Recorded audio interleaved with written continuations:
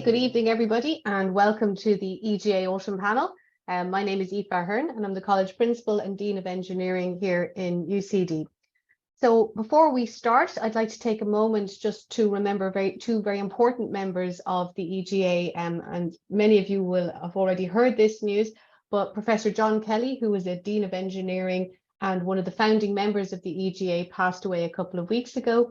And Professor Sean Sheridan, who was a current member of the EGA committee and the head of the School of Electrical and Electronic Engineering at the time of his passing, also passed away in the last month. And we just want to remember them as very active members of the EGA, and just to let anyone who does not know that we have a book of condolences open on the EGA website. So if you would like to go onto that website and add any words, or if you remember John or Sean, please do go onto the book of condolences there. So I'm going to move on now to what today's business is about. And today is our autumn panel focusing on energy security, a topic of huge international importance, obviously.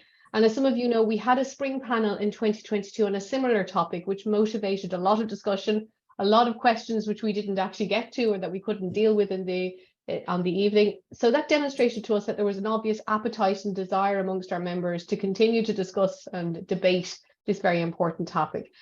So given that level of interest and the engagement prompted by the spring panel, we've also decided to do things a little bit differently today. As you know, normally we have a series of presentations and then some questions, but we thought that this topic lent itself to being a little bit more discursive and lent itself to having maybe a little bit more debate. So we're going to instead have a panel discussion, which will be moderated by my colleague, Professor Andrew Keane, and 4 experts. And then we're going to open this up for discussions and questions from you. So please use the question and answer facility to start adding in those questions as you listen to our panel speakers. So our panel speakers today are Professor Andrew Keane, who's Director of the UCD Energy Institute, Jane McArdle, who's Director of Engineering Offshore Wind, SSE, Dr. Neil Walker, who's Head of Infrastructure, Energy and Environment at Ibec, Associate Professor Damien Flynn from the School of Electrical and Electronic Engineering here in UCD, and Liam Ryan, who is Chief Innovation and Planning Officer at EirGrid. So I'm going to just pass over to Andy now, and I hope that you enjoy this evening's event. Thank you, Aoife, for the kind introductions. I'm delighted to be here. I'm hoping the MC job probably be an easier job than speaker, but hopefully I'll make it as easy as possible for our panelists this evening. As Aoife mentioned, this is kind of following on from the spring event, which was a really engaging event, and as Aoife mentioned, a lot of interaction, a lot of questions that came in and topics that we couldn't cover. So hoping to cover a bit of ground this evening and hoping that this format is conducive to a good discussion, and we'll aim to get to your questions in the audience along the way. The topic is energy security. It was to the forefront of people's minds, I think, back in the spring. And as we enter into December now, equally, I think it's still there. And not only the security of energy, but of course, the cost of energy and the affordability of energy. So we have these dual, troubling issues within the energy system. There's local issues. There's also, of course, international issues. And I guess hopefully we can tease out in the discussion among our panelists this evening some of those aspects of what is a fairly complex and complicated, not just technical, but also social issue. So with that, I'm going to welcome my panelists, Liam from EirGrid, Damian, my colleague from UCD, Jane from SSE Renewables, and of course, Neil from Ibec. So I'm going to ask each of them to offer some opening remarks with their perspectives on aspects that they feel are relevant to the topic. And then following that, we'll move into, I guess, a discussion between ourselves and indeed from you in the audience. So with that, I'll turn immediately to Liam Ryan from EirGrid. Thanks again for joining us, Liam, and I invite you to make some opening remarks. Thank you. Thanks, Andrew. Thanks a million for having me here this evening. So for me, I think when I think about energy security, it's energy security that is affordable to all our energy consumers. And I think when I look at it, we're seeing at the moment the geopolitical issues that are actually happening in the Ukraine is driving a lot of the energy prices to going up. But I think in relation to the European and the Irish solution to it is really looking at how do we fast track renewables and how do we get renewables onto the system. And that has to be one of the key pillars that we actually have to do. And that will actually also make the price more affordable as well. That has to be balanced as we do the transition to ensure that it's underpinned by actually having our conventional generators being robust and delivering for what we actually need. And again, that has to be underpinned by a very robust transmission system for what we're actually doing. And key to ensure that we have security supply into the future and secure energy into the future is the right investment signals are coming out. And that means market reform, both in Ireland and across Europe, really needs to be looked at over the next period in time. And that has to be part of that, has to be future system service arrangements. So look, Andrew, I'm happy to pick up the points further as we go through. Thank you for that, Liam. Yeah, you've teased a couple of points I think we can pick up along the way. Damian, maybe you'd offer some remarks. Yes, certainly. I suppose the obvious comment to make about Ireland is that it is an island, which means that it has limited interconnection with Great Britain. So it largely means that it has to solve problems itself. Yes, it can rely to some extent on imports from GB at certain times, but it is an island. It's a relatively small system. And as Liam mentioned, we are trying to transition to higher and higher shares of renewables, which means that we're displacing those traditional sources of generation, all the fossil fuel fired generation. But at the same time, we have to ensure that we don't overload the network, that the system remains stable. So it's a very challenging situation. And as Liam mentioned, we want affordable electricity for the consumer. So it's a very difficult challenge. Okay. Well, I'll ask you to offer some solutions maybe. Academics will always offer solutions. And point out the challenges along the way as well. Indeed. Thanks, Damien. Jane, I'll turn to you next. Thanks, Andrew, and thanks for inviting me to the webinar today.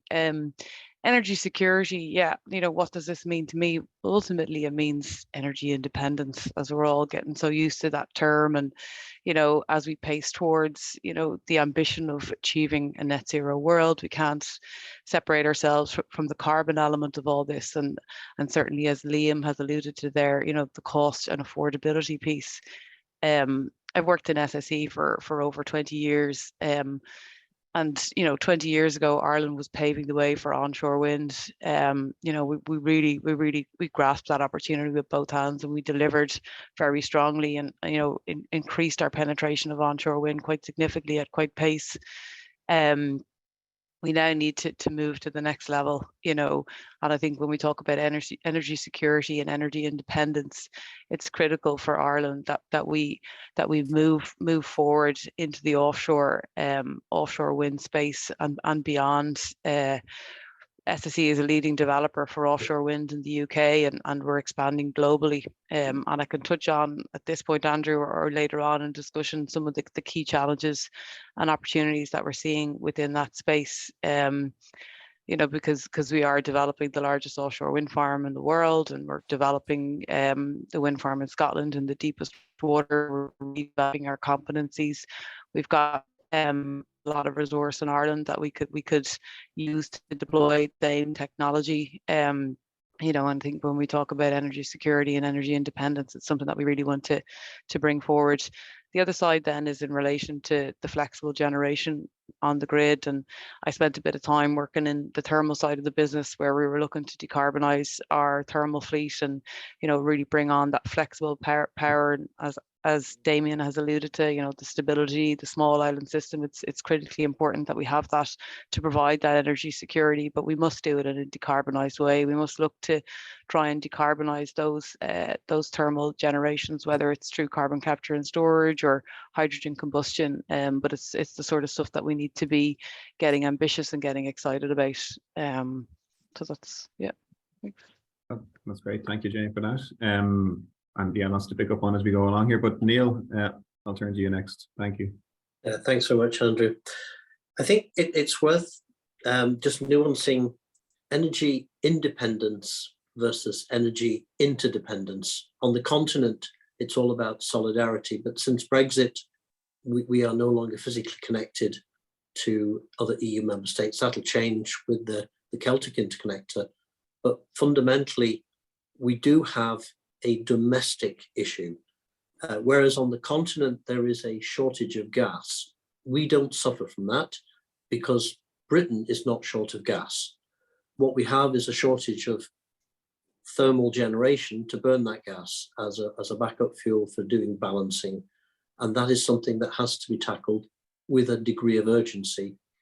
The department has finally published, a Department of Environment rather, has finally published its review of energy security, focusing mainly on gas. It really skims over the electricity issue. In fact, it just kind of assumes away the problems that it'll be fixed by 2025. That will only happen if we sort out the planning system, because the planning system is causing immense delays, and I would include the judicial review regime. So the work of the Attorney General's office, I think, is going to be critical for delivering the infrastructure that we need. Thank you, Neil. So thank you all for those opening remarks. Lots to pick up on, but given that you were just mentioning gas there, Neil, maybe we can start there a little bit. So there's some, I think in some quarters there's dismay with maybe in some that, well, not, it's not quite a realization, but maybe the acceptance, of course, that we will need conventional gas plants. It's been in the Climate Action Plan, as I think we all know, along the way, as part of our decarbonisation pathway. On the flip side of that, we have really ambitious targets, I would say, at least, towards the decarbonisation of electricity, up to 80% RESI by 2030. So we kind of, it seems to me, have this dual kind of reality of people, you know, people don't want gas, and they completely understand that. We need it for energy security, but equally electrification is the path for decarbonisation. So I'll kind of throw that out there without looking directly at Damien or Liam, or indeed Jane can pitch in here. But what are your thoughts on, and you mentioned investment signals, Liam, and getting those investment signals right, which I think is an important point. So I'll just throw those. So I'm happy, Andrew, to maybe have the first crack and at it, right? It's a really good question.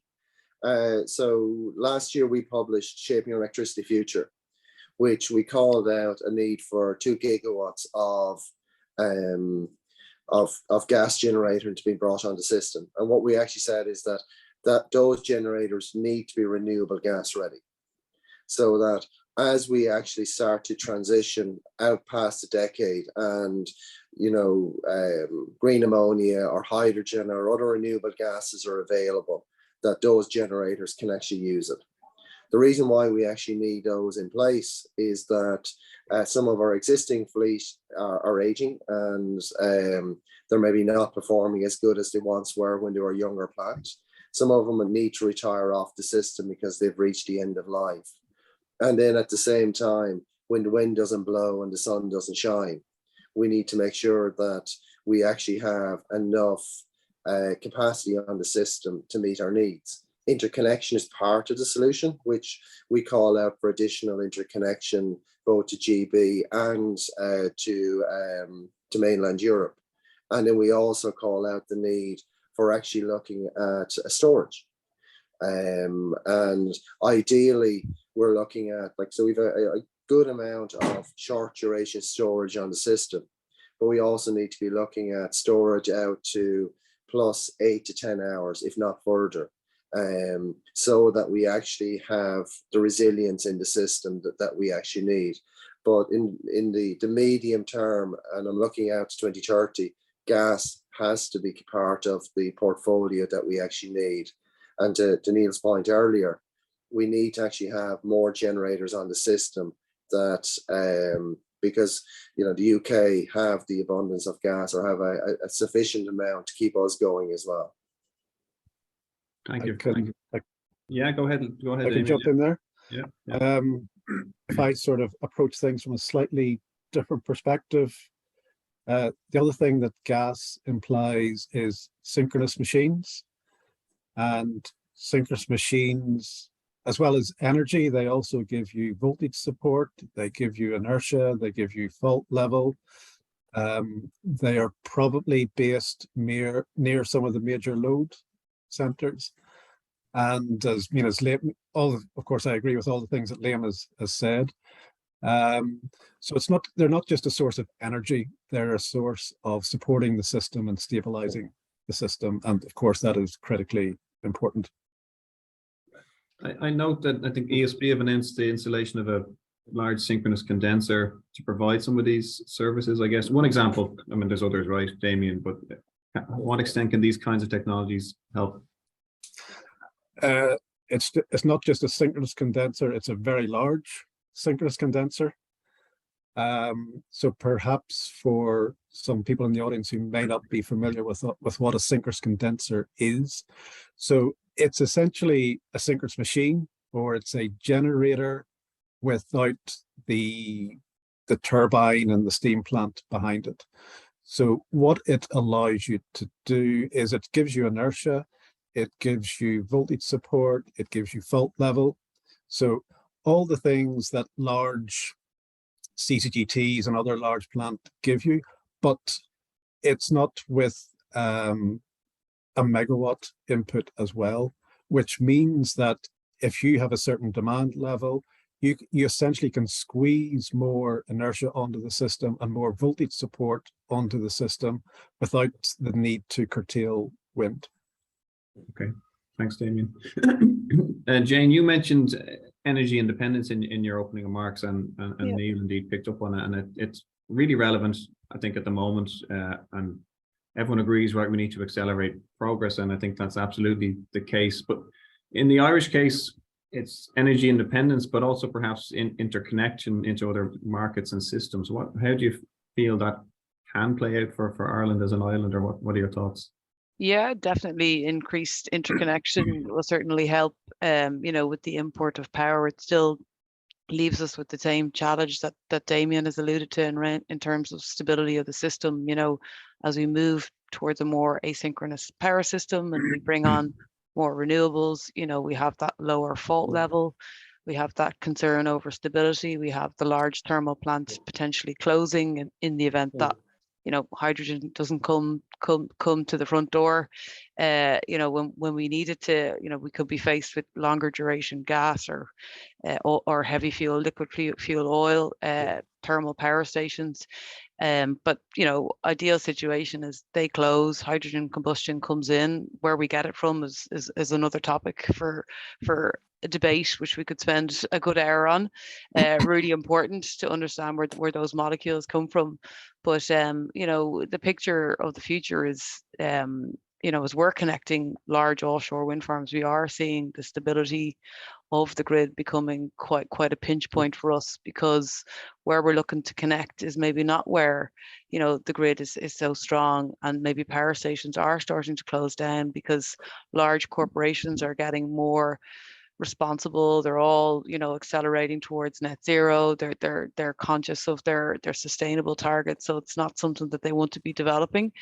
So having the technology like synchronous compensation or any other alternatives to facilitate that large offshore wind or renewable source coming in is something that we certainly need to be trying to incentivize, and more of it. Thanks, Jane. Absolutely. And so I'm kind of triaging questions here along the way. So there's a question about nuclear, and that potentially the cost of nuclear is lower than other renewables. At least that's how the question puts it. So I'll put that forward. And obviously I'll note the progress of the Celtic Interconnector to France, right? And hopefully it's on stream, I think 2025. I'm sure, Liam, the exact planned year and date, but I'm not far off there, I don't think. So it seems to me we import nuclear in a way from Britain at the moment. We would essentially be doing that from France in due course. But should we be looking at nuclear? And equally, I've seen mentioned nuclear powering the production of green hydrogen potentially. Any thoughts on that? Maybe from Damien, even on the viability of nuclear in the plant mix for Ireland. And we will talk about something other than electricity before the end of the hour, in case there's people pull on their hair about It might just be worth mentioning, Andrew, that until quite recently, the minimum efficient scale for a nuclear power station was about 1,000 megawatts. Now there's a new generation of what's called small modular reactors that can build them in a factory and ship them out. But if you had a 1,000 megawatt plant on the system, you need to have 1,000 megawatts of spinning reserve ready to step in case it trips.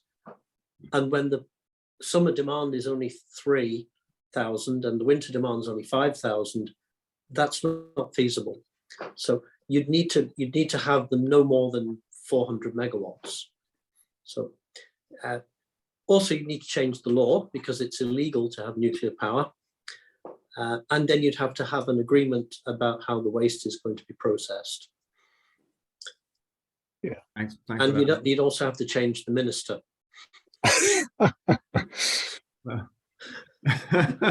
Any, I don't know can. what to say to that one. I forgot yeah. this is being recorded. That's all right. That's all right. Ministers change. That's guaranteed, Neil. Right? So over the course of time. Any other thoughts on that question? It's a question that comes up routinely and understandably, I would say. Sorry, Damien. Yeah, I could add in just to support Neil. I mean, the other thing that you might say is, as you say, typically 1,000 megawatts. What I hear is that it wouldn't really be economic to build one nuclear power station. You'd actually want to build at least 2 of them, just from issues such as spare parts and staff and so on. So you wouldn't really want one. Obvious issues about nuclear is that they're not that flexible. I suppose if you speak to people in France, they say that they are, but nuclear generation plus lots of renewables, and you might have one day where it's really windy or really sunny, and you don't want the nuclear plant on, and then the next day it isn't windy or it isn't sunny, and you do want the nuclear plant on. So with wind and solar, you want plant that is flexible, that can ramp up, can ramp down. You don't want, inflexible plant. Small modular reactors also get talked about. When will they appear? Though I think is the big question. And you're probably talking 2030 plus, realistically. Okay. Yeah. Go on, Liam. Yeah. Sorry. No, yeah, I think it's that if you look at it in an Ireland context, I agree with Damian and Neil in relation to the challenges onto the Irish system. But if you look at this as a pan-European challenge and how we actually go about doing it, that Ireland has a huge potential for offshore renewables in particular, and therefore having further interconnection with our European neighbours becomes a really good solution. And therefore, some of our neighbours, in particular France, are actually looking at increasing their renewable or their nuclear penetration levels.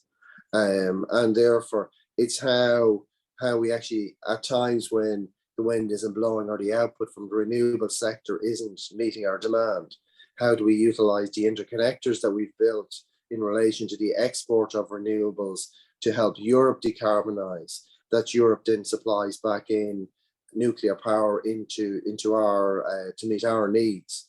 But that also has to be balanced with having other fuel security in Ireland as well. And at the moment it's gas, but as I said, into the future it is probably other renewable gases that are probably the most palatable. Whether it will be there, it's probably about 2030 or beyond is what it really looks like, that some of that may be having a real potential. But I do think the import of nuclear power will be part of as we actually further and further interconnect. Thank you for that, Liam. Just to stay on the nuclear, because there was a question that came in about, and I hadn't seen it before I made my comment about producing hydrogen for nuclear, I promise. But that is a thought that might challenge, your thinking, Neil, and yours, Damien, that, well, maybe it is too big, but could we use it to be generating green hydrogen in those scenarios? And there's an earlier question, I think, around the timeline for hydrogen and green hydrogen to be a significant component. Is there any thoughts in terms of, when that promise that people talk about from hydrogen, and particular green hydrogen, as Jane rightly points out, you can produce hydrogen in a number of ways, right? Is that credible or feasible in the short term, Damien or Neil or anyone really? Can I come in here? Please, yeah. There's the 2 ways to get, if you like, zero emissions hydrogen. It's a so-called blue hydrogen that is made from natural gas. You'd need carbon capture. It's low carbon, but it's not zero. So green hydrogen is either, it has to be made from electrolysis. It's really expensive. It's never really been done at scale in the world, but it's not rocket science. And at COP27 in Sharm el Sheikh, just a couple of weeks ago, this was the hot topic, apart from the social issues, loss and damage. Hydrogen was the hot topic, and lots of memorandums of agreement were being signed. Fundamentally, it's not going to happen quickly for two reasons. If we were trying to do it through offshore wind, we need to roll out several gigawatts of offshore wind. We don't yet have the marine planning area networks finalized. We don't have MARA, the Maritime Area Regulatory Authority, in place and staffed to process the marine area consents. And Bob Planola would have to be staffed up to deal with this. And at the moment, it's in quite a bit of organizational chaos. So it's probably going to be 8 to 10 years before we have enough offshore wind to justify building a 100 megawatt or 500 megawatt electrolyzer. But it will happen, and that's what's going to happen. It won't be a nuclear plant. I had lunch today with a delegation from the Finnish Parliament, the Speaker of the Parliament and the Ambassador, and they have nuclear. Their latest plant, which they hope is going to be coming online next year, they started planning that 20 years ago. So nuclear plants take an awful long time to design, get permits for, construct and build. So even if you wanted to do it nuclear, it's not a quick solution. So yeah, no.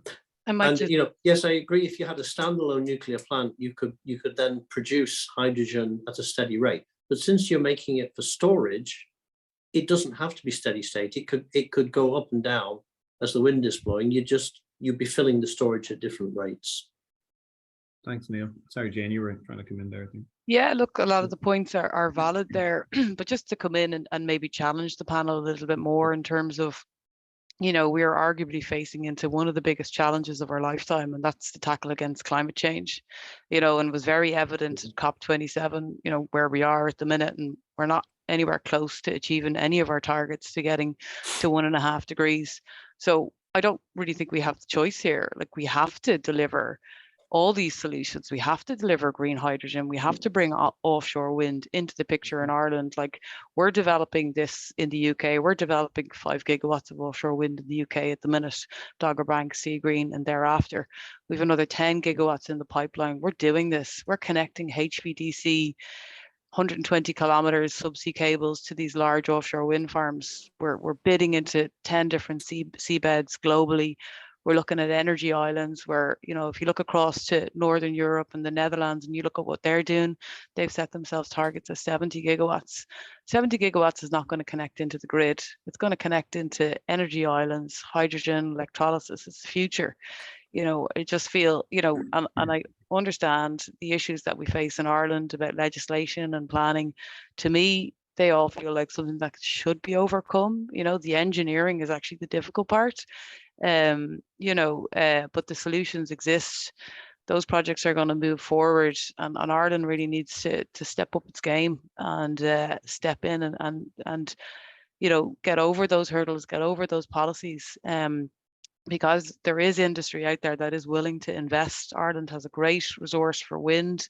We have the appetite, we have the history there with the onshore wind. And if we don't move quickly, the industry will move away. And the challenges that I was talking about in terms of construction of these large offshore wind farms, transport, installation, availability of vessels, like they're all getting booked up, they're all getting reserved. We're moving into floating offshore wind. The west coast of Ireland is a perfect location for something like that. We all know the challenges with grid. We need grid, and we need, hydrogen as an offtake, as an electrolyzer. It is expensive. It's not efficient, but I don't think we have a choice. Thanks, Shane. Yeah, I think it strikes me that, as you mentioned quite rightly at the start, we did well on onshore wind, right, in Ireland. At the same time in Britain, they were doing offshore wind in particular, and also a lot of utility scale solar. But there's no real reason that I would see that, countries and systems couldn't be trying to do all of the above at the same time. And I think given what you've outlined in terms of climate change, that may be what's needed. In terms of development of offshore wind, and Neil kind of touched on some of the challenges, are there others? Is it the marine planning, the grid connection, or all of the above, Jane? Or, I mean, what's your feeling even in terms of our 2030 targets in the Climate Action Plan, which offshore wind is a big pillar of, right?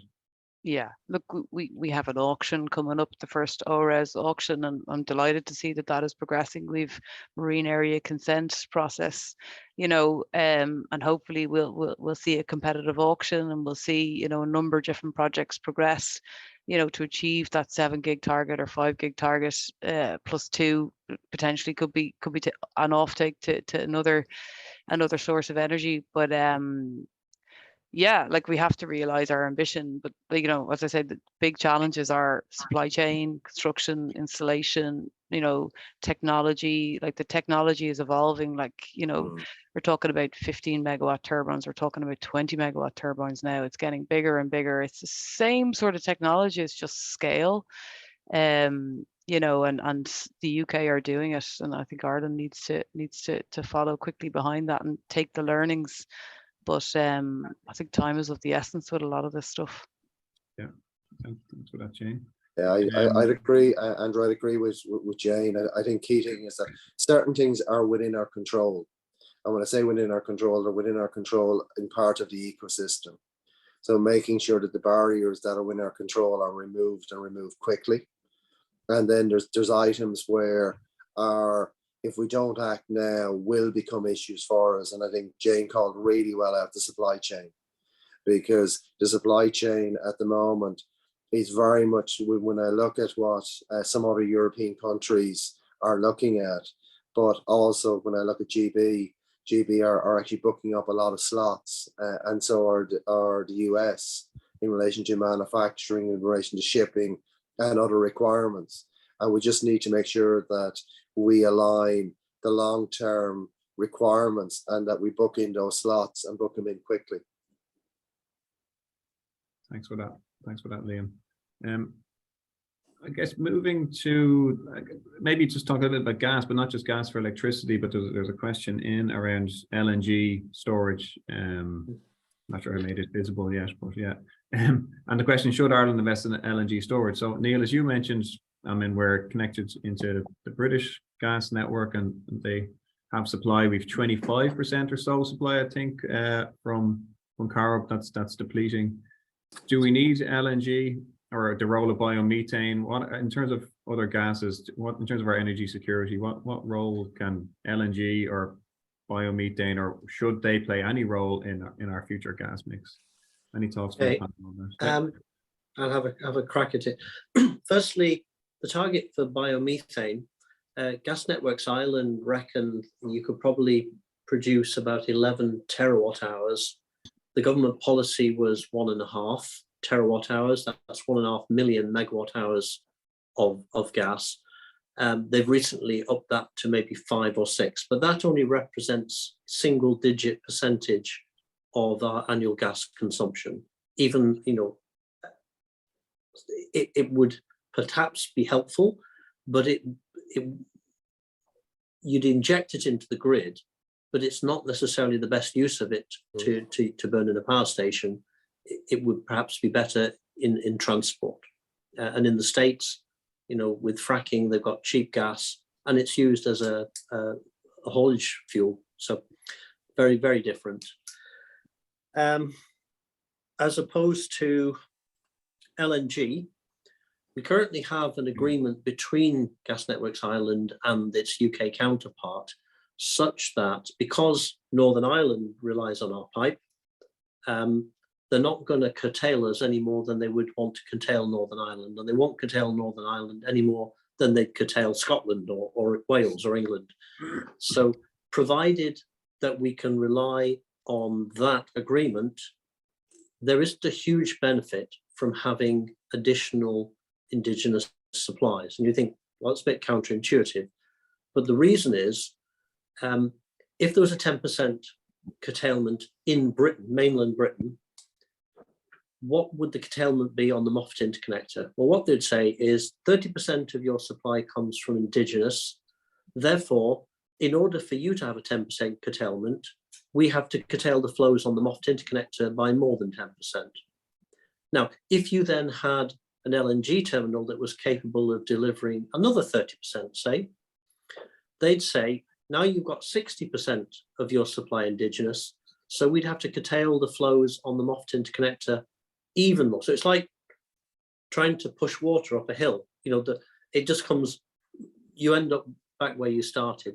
The only way that LNG would give you improved security, assuming that you can continue to trust the British to stand over their contractual obligations and their treaties, would be to have an enormous LNG terminal that was capable, in conjunction with Corrib, of completely replacing the Moffat flow. That would have to be onshore. There are no floating gas regasification units of that scale.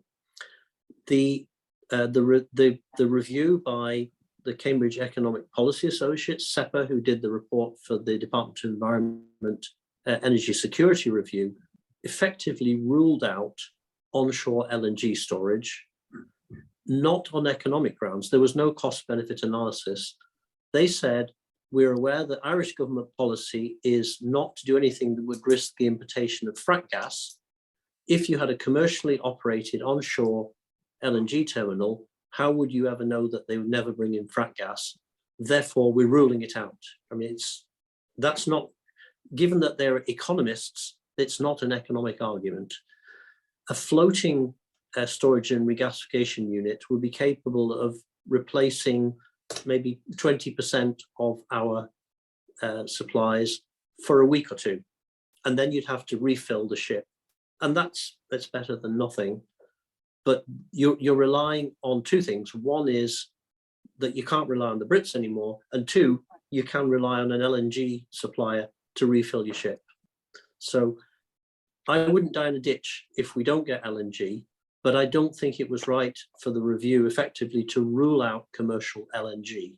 What the only thing that they don't rule out, what they endorse, is having an LNG ship sitting offshore but never being used. Now, there are issues with that because LNG does evaporate. So if you'd had it there for a year, you're going to have methane emissions from it. So you'd have to do a careful scientific study as well as an economic one. Okay, thanks for that comprehensive answer, Neil. But you know, well thought out. Any other opinions forthcoming on LNG or gas security, or even biomethane and biogas? And if not, we can maybe talk a little bit of maybe back to hydrogen. And there's a question in again about nuclear and about, I think, a fair point that things take time, solutions take time to develop, and floating offshore wind, green hydrogen, right? There's a range of these emerging technologies. And my question is, what do we need to do now in order to ensure that we're not left behind? And Jane, you've kind of alluded to some of this already, but what kind of steps should we be taking to ensure we're on a good footing? In the same way that Britain have offshore wind well developed, I think, and from what you're telling us, Jane, SSE are very active over there, and there's a much more mature market for them. Is there anything that we should be doing for green hydrogen and offshore wind? Yeah, go ahead, Liam. No, so I think, look, I agree with all the points that Jane made earlier. I think one of the things that we really need to be thinking about in an Irish context is we're going to be a net exporter very quickly. So, you know, with the amount of renewables we have onshore, the amount of renewables that we're looking to connect onto the system, we're going to be a net exporter of energy. Our commodities, if we actually think about how we actually can get more industry to come to Ireland and utilize the natural resources that we actually have. I think the key thing for me around this is that how do we influence the European market, both in electricity, in hydrogen, and just energy in general, because you know we can build the best grid, we can build the best infrastructure, and then we're actually exporting it. we need to make sure that we can bring back jobs to Ireland so that investment comes in. But then we also need to be making sure that when we do export, that our European neighbours are paying appropriately, so that our citizens in Ireland get the benefit of a reduced energy price from what we're actually trying to do here, rather than maybe we exporting and other European countries benefit a lot more than us. So the market dimension needs real careful consideration. And I think some of the challenges that we're seeing in Ireland, because we're an island nation, that we're starting to see some of the challenges around market dimension that Europe will probably see in a few years' time. But we definitely need to be now influencing, and in particular when we have the European Commission already coming out looking at the market dimension. I think now as an ecosystem, we all need to have a role to play to try and influence for the best of Ireland that we can. Thanks, Liam. And just for me, just to come in, to echo what Liam's saying, like with those new technologies, we have to make it affordable and we have to make it attractive to invest, so we can attract industry to invest and make it commercially viable, and the market mechanisms that sit behind that. And I love what Liam said about being a net exporter.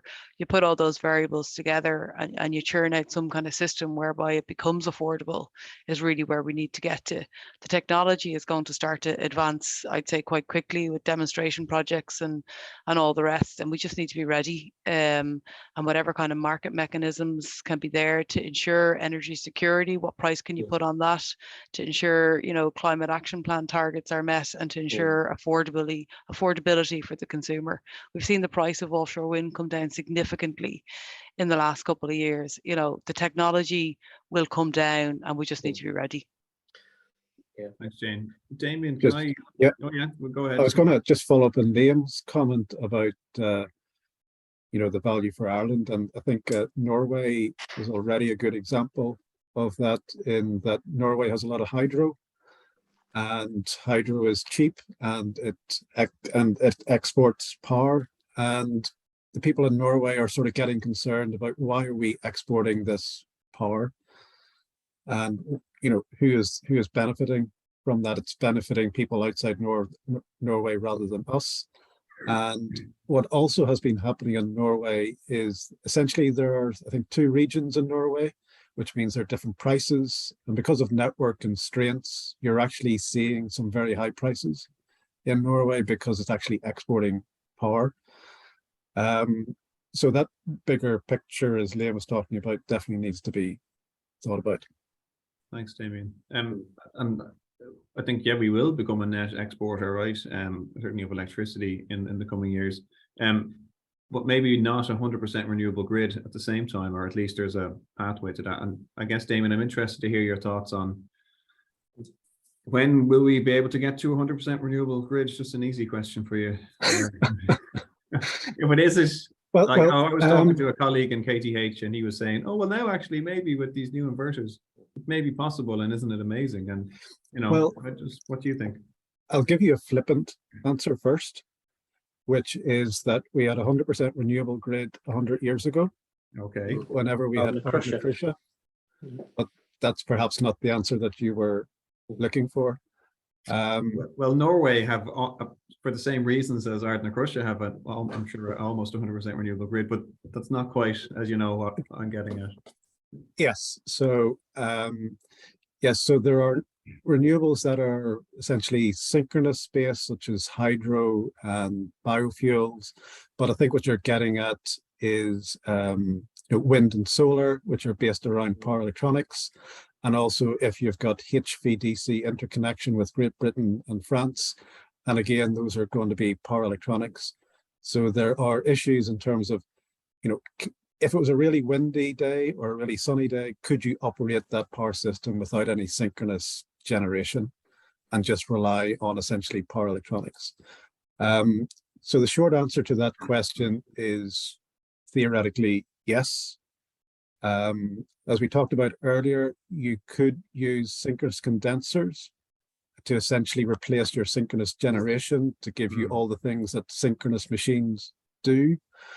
The other things that you could do are existing power electronic converters for wind and solar are said to be grid following. You could make them grid forming, which essentially would mean that they are similar to synchronous machines. There are issues there in terms of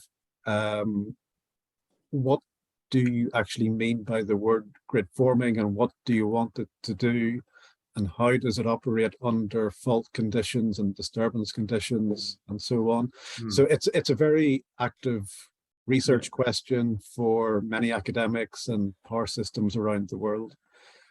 Nearing in credibility, or they getting into too much grid forming, following, etc. But just, well, I just need a date, Damien. Give us a year, and then we'll come back to you. Well, microgrids already can operate with just wind and solar and battery systems, so it's possible. Okay. It's the problem with power systems is that you've got so many moving parts, and they're not under the control of the system operator, and it's trying to design systems that are robust. So systems such as South Australia have already got grid forming converters in place. Okay. Great Britain has included grid forming in their grid codes. So it's happening. And it's happening as well, not just in academic circles. No, it's happening. There are demonstrations. Okay. Thank you. Yeah, and that's really important for the green hydrogen as well. To, like, if you had an independent system, you know, so that it can self-start the grid forming technology and the wind turbines offshore. It's the future. And yeah, absolutely. Thanks. Yeah. And just to your point, we're looking to probably undershaping last year that 95% SNSP by 2030. Okay. When we're actually up there, you're pretty much almost close. That's right. Yeah. And we're now moving on that. So we believe that, look, to try and make sure that we have the benefits back to Ireland, that we have to move the dial. Is it going to be easy? No. Is everything that Damien said correct? 100%. But we're going to try and push the dial. So we believe it'll be 2030 to 2035 when you're actually at 100%. Thanks, Liam. Okay. Nice to hear the level of ambition on that. So look, kind of implicit or almost explicit in everything we're talking about, it's largely been electricity, but we did talk about gas and other things, is electrification of heat and transport. But even with that, there's still a large amount of energy which is not going to be electrified by 2030. So any thoughts on, I guess, the rest of heat and transport? Obviously, the plan is heat pumps, the role of district heating, you know, other transports, not just personal vehicles. Any thoughts on the decarbonisation of the heat and transport sectors? It is going to be enormously challenging, Andrew, to put 1 million heat pumps in, you know, because that's part of a deep retrofit. You're talking, even with a 50% grant, the household is going to have to put up €25,000 to meet the other half. And so, and 2/3 of the homes in the country are not on natural gas, they're on oil. So how do you squeeze out kerosene? There is a target for electrification of the passenger fleet, but again, are there enough electric vehicles available, and is the grid going to be able to cope with it? Because at the moment, with the price of electricity, it's no cheaper than diesel, and the batteries are very expensive. And that's the private fleet. The haulage fleet, it's even worse. I mean, it's hard to know which is more aged and creaking, the fleet of HGVs or the drivers. You know, it's a profession that's operating on very low margins. The haulage strategy that the Department of Transport published just in the last week or so addresses some of the issues, but decarbonisation of haulage is going to be an immense problem. Hydrogenated vegetable oil, HVO, is very expensive. It's a multiple of the cost of ordinary diesel. Natural gas, as I said, biomethane, there's just not enough land for us to grow enough. whereas at least there's a huge amount of sea. We could produce an awful lot of wind, and if we could convert that into a liquid fuel, that would be great. But I don't know whether we're ever going to see a fleet of hydrogen-fueled lorries. This is very, very expensive. It's a really thorny problem. And Eamon Ryan, acknowledges it. The transport sector is a tougher problem than agriculture. Okay, thank you for that, Neil. And some of the things you've mentioned there kind of cut to the core of a lot of this, and we haven't mentioned the consumer or the citizen very much, if at all, yet in our discussion. In that heat pumps, electric vehicles, right? They're all investments and consumer decisions that private citizens countries largely relying on them to make and invest significant amounts of money in them. But the counter side to that is, well, it's climate change, the climate crisis. What, as a society, what choice do we have? So that's a tricky part of the transition, and I think you've expressed that really well. But that piece of the citizen engagement with consumers, it extends into demand reduction on the grid, and we might talk about energy efficiency as well if we get a moment. What do people think about the role of the consumer and citizen in the energy transition? So Andrew, to your point, they have to be at the heart of it.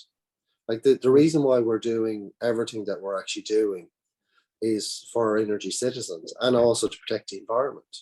And they have to feel part of the solution that's been brought forward.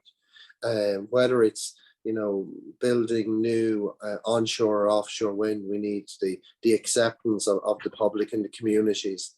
And I think it's incumbent on us to be able to explain the linkage between the renewable industry that we're trying to promote, the changes we're trying to bring around in the power system, to how that finds its way down to the impact on a person's life on day to day. Whether that's keeping the price more affordable, keeping it more independent to Jane's point, and making sure that it's accessible in relation to what we're actually trying to do.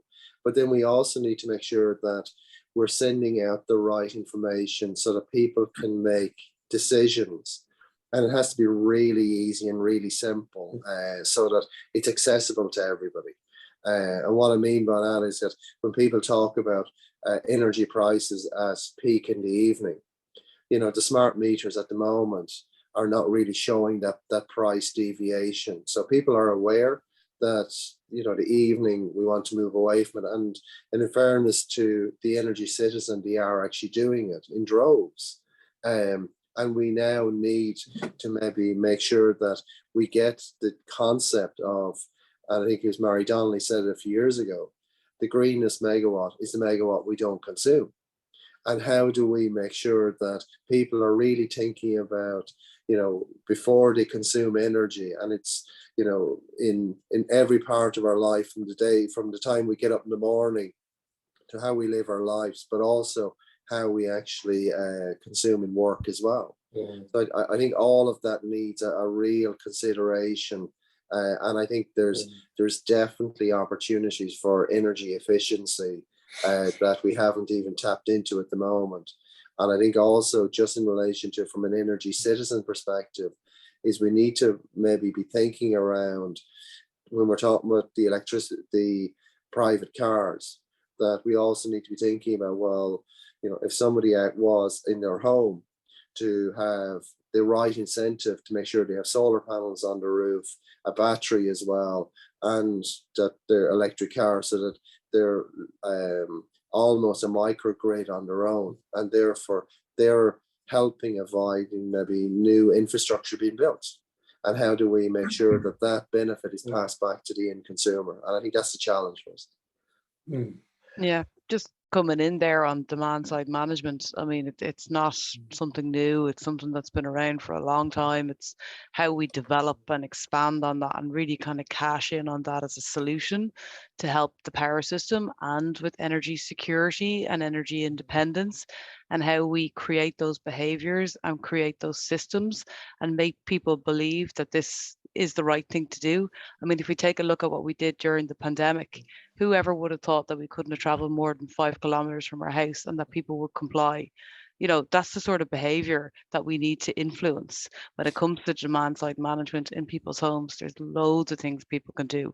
Look out your window now. Look what's happening with all the Christmas lights. It's hard to look at times when you're thinking we're facing an energy crisis and there's all these, you know, I know that they don't consume an awful lot of electricity, but it's small steps, you know, have a big impact.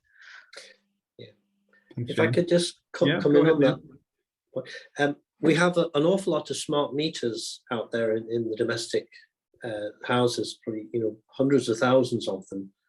But I understand that only about 10% at most of them have signed up to smart tariffs. So it's a bit like, you know, you've got a really sophisticated, it's like having a Porsche, but you can't get out of first gear because there's just an inertia of people not particularly wanting to sign up to a new tariff. It's the fear of the unknown. And I'd suggested at various points, has the department thought about promoting auto enrollment? You know, it's like nudge theory.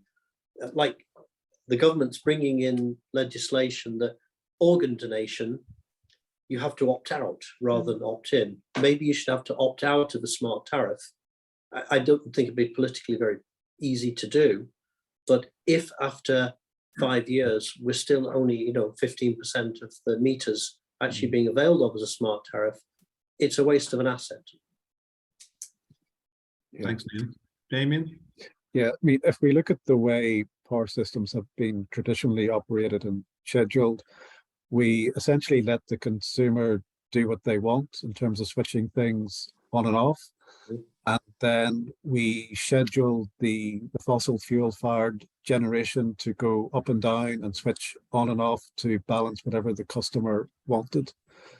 We're now moving to a power system which is the complete reverse, whereby we are relying on energy sources which are variable and uncertain, so wind and solar. So we actually want the opposite, where the wind and solar goes up and down, and we actually want the load to follow that. So it's a complete mindset change, and we need the consumer to be a very central part of that solution. Thank you, Damien. Not a bad note maybe to close on. It's 2 minutes to 7. So I'll hand to Magella to come in and make some closing remarks in just a moment. I will flag, and there was lots of questions. We tried to answer as many as we could. Some very vocal voices on nuclear and indeed the role of hydrogen. So I hope we gave due coverage to those and the full. There's a lot to cover, let's say. So hopefully we did our best to cover. I think we covered a lot of ground anyway. My thanks to Liam, Jane, Neil, and Damien for making my job easy and for being so engaging and proactive with your remarks. Magella, I'll hand to you. Thanks very much. Look, my role as the president of the UCD EGA was to listen, really engaged and wanting to ask loads and loads of questions. I could have sat with this conversation for a lot longer, but my main function is to say thank you to the speakers. But I think as well, I mean, there's been a wide-ranging discussion. The key message I got is we actually have a lot of the technology solutions for the electricity industry, but haulage is going to be a problem, and changing people's behaviors, because this is a partnership. It's not that any one sector or any one piece of the jigsaw is going to be enough. We're all going to have to work together. But I think there was a lot of positive in what was said. It's great to hear the ambition that's across the energy sector to deal with this. And I hope that all of us will continue to try and influence everyone we can to go the right way with this. But thank you to everyone. I hope that everybody else listening got as much interest and enjoyment out of the last hour as I did. Very thought-provoking. And the final thing I would say is, look, watch this space. We will be having more of these kinds of panel discussions in the future. We might move away from energy in the spring just to give it a little bit of a rest, but we will be back. And thank you all. Thanks to Andrew, Jane, Neil, Damien and Liam. A great night. Thank you.